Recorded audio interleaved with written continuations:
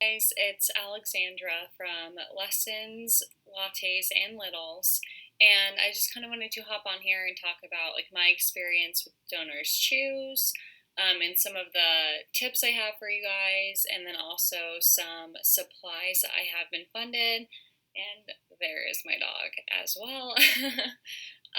All right, so my experience with DonorsChoose started in December of last year, at the very end of December. So I have only been on DonorsChoose for about 6 months now.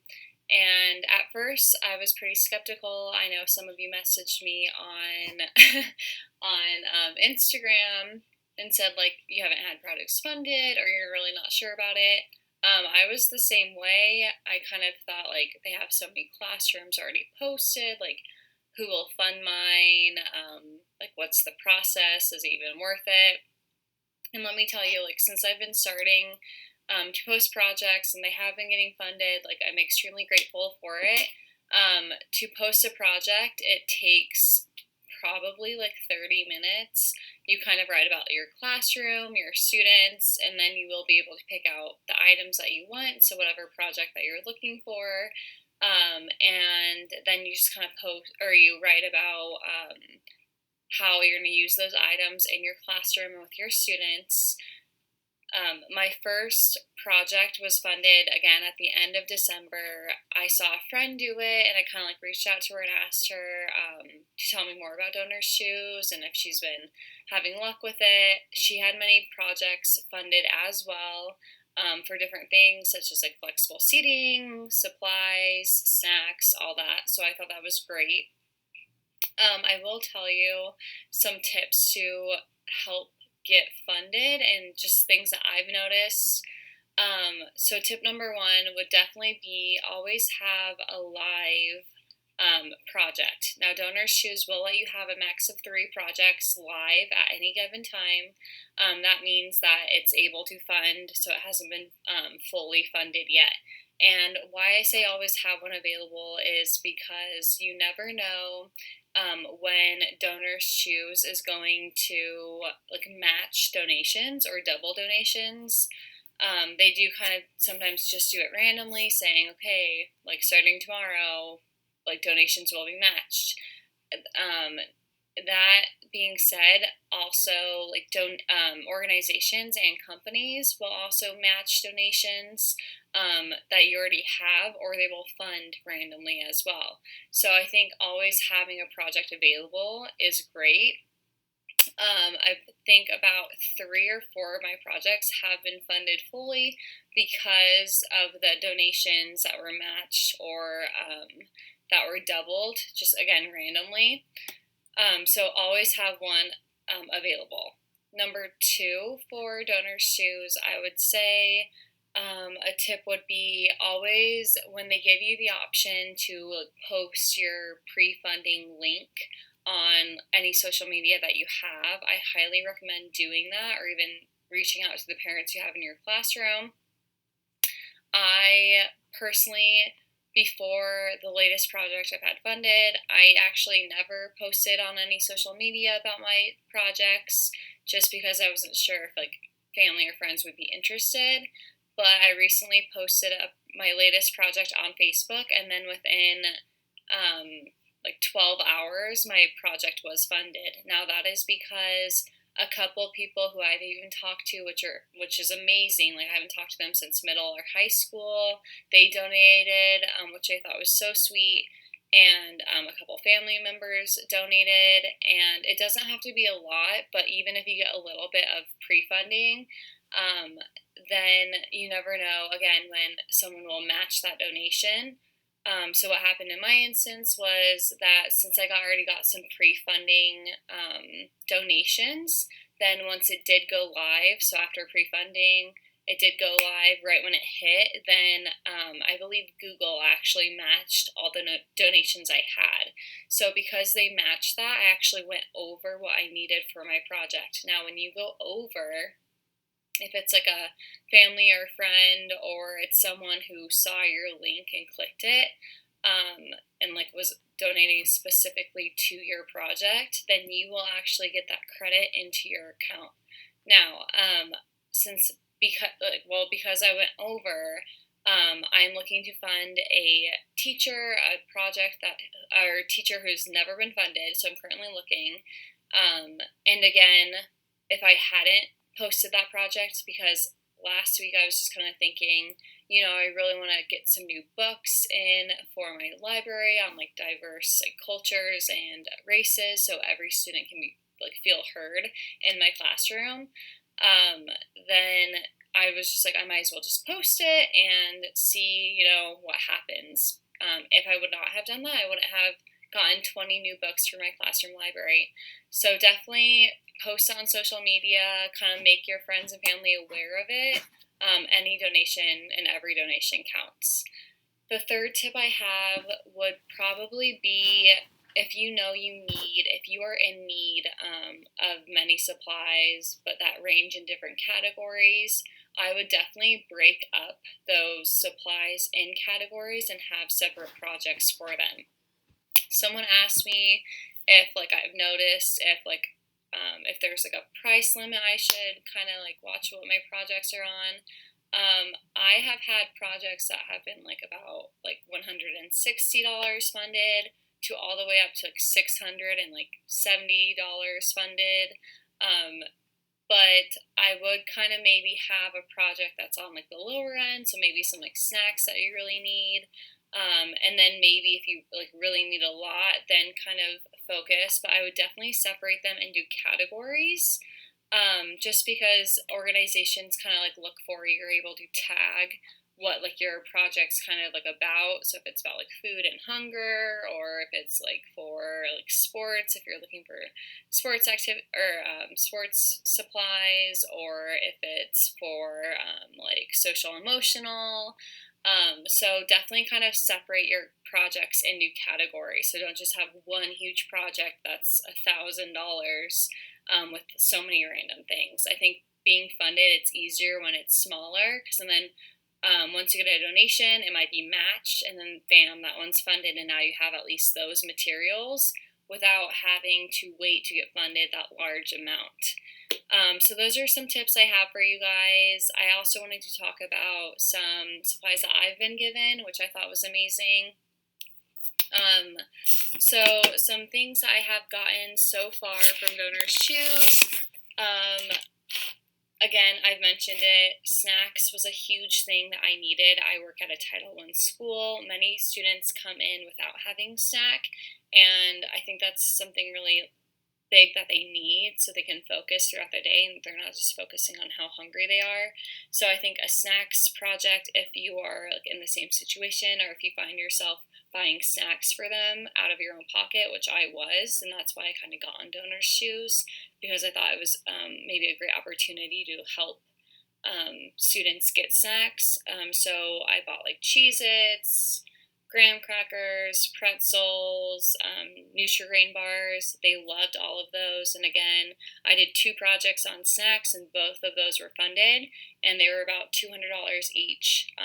But keep in mind, they do some websites who do make you pay for shipping, and then they also tag on a small donation to DonorsChoose just to keep it running. Some other projects I got funded included basic supplies that I found my class went through a lot. So since I do teach primary, we do many hands-on crafts. So Gluesticks were huge. I got lots of Gluesticks from DonorsChoose. Paint, because I did want to start painting with my kids more. Paper was, I think, one of the biggest things I've gotten from DonorsChoose, and the amount I've gotten was a ton of paper, only because cardstock, we were going through almost every day we were using cardstock for something different, construction paper, glitter towards the holidays, just because making all those crafts to tie in, expo markers, since my kids seem to love just leaving the cap off, so expo markers are great if you're thinking for some supplies. Display shelves, I got some to show my wonders, since I do wonders. It shows like the vocab words. It's on the whiteboard. It's magnetic. Those were such a huge help, just so I wasn't constantly putting them down and then bringing them back up. They were on the board ready so kids could see them right away. Let's see, pencils again.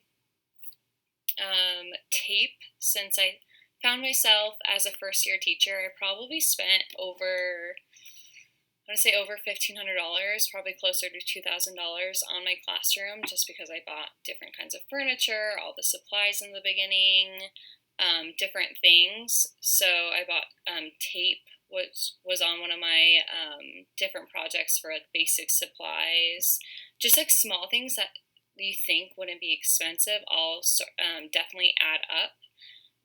Anchor charts were huge, and laminating sheets. Since my school, like, we were able to laminate a couple things a week, but even that was kind of like frowned upon because it is so expensive. So I did have my own laminator, but I found myself going through a ton of laminating sheets, so those were on my list, and I've gotten those funded. Some fun things I've gotten for my classroom. Now, let me just know, I've seen some teachers say, like, I'm not on DonorsChoose because I think, like, other classrooms are, like, more in a need. I completely agree. It gets to the point where if you have an idea for something and you know it could, like, really benefit your kids, but you can't afford it, then I think that DonorsChoose is also great for that as well.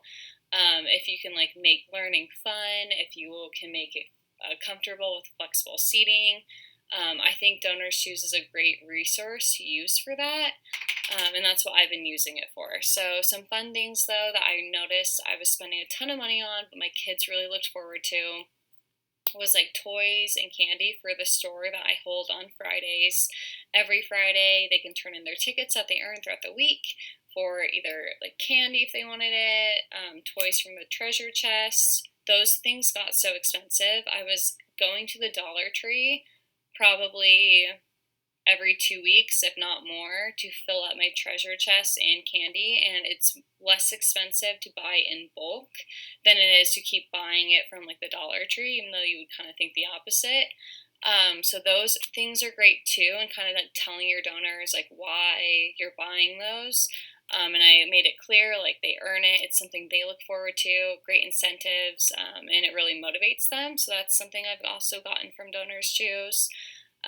Flexible seating, like I mentioned, I did have a couple of yoga balls that I had on like one of my projects, and my kids loved them, especially those kids who constantly need to be moving. And I had a couple kids with ADHD, so they had theirs at their desk, and then I had 2 extra at a spare table, so kids could earn and like buy with their tickets time with a yoga ball, so they can sit on it. I think that's a really good idea. And then DonorsChoose recently just added teacher pay teachers gift cards. So now you can add that to a project. So I believe I had 2 projects with, they only had teachers pay teachers gift cards. So they go in $100 each. So I got $200 worth. And again, I use that almost daily to like, not only is it supporting other teachers who make those materials that I'm buying, but it also saves me time as a teacher, and it's a great resource. So if you're looking for another project, you could definitely do Teachers Pay Teachers gift cards. And then I found when I was doing a project, coding robots. So I did buy 2 of them. They weren't as expensive, so they're kind of just like the basic coding robots. And I thought that would be like really fun. It's educational. It's great for STEM. I was actually going to tell my STEM teacher she can borrow them for class right before COVID happened. And then I was planning on using them for Fun Friday, so kids could use that as a center. So not only are they learning about coding, but then they're also having fun. So let's see. Also, another project idea would be doing different workbooks, like PD workbooks. I recently ordered a book. I think it's called Thriving with ADHD, so it's helping your kids with ADHD like in the classroom, so strategies for them. So you could definitely have a project on like buying different educational books for you as a teacher. I think that's great. And let's see. Yeah, and that's kind of like some things I've had for projects. My latest project, like I kind of mentioned, was the 20 new books to build my classroom library based on diversity. I'm really excited about that. 20 brand new books, all different cultures, all different races. I'm pretty confident that now, hopefully, every student in my classroom can see themselves in a book and feel heard. Yeah, so that was a great project. Again, that got funded very quickly. Google right now, if you do a project on diversity, they're supporting like the Black and Latino communities. So every project funding that, or every project based on that, they are matching donations. So that's a great tip as well. I hope this helped. Someone also asked me on Instagram like how long it took me to get funded. Every project was different. Sometimes it was within the same day it was approved. Sometimes, it was like a month or two, and then someone randomly in the community donated, or a random organization donated. But definitely just stick with it. Post a project. Try your best. Get it out there. Post the link. Maybe send me the link. I'd be happy to donate to someone. Remember, I have that fund, that credit.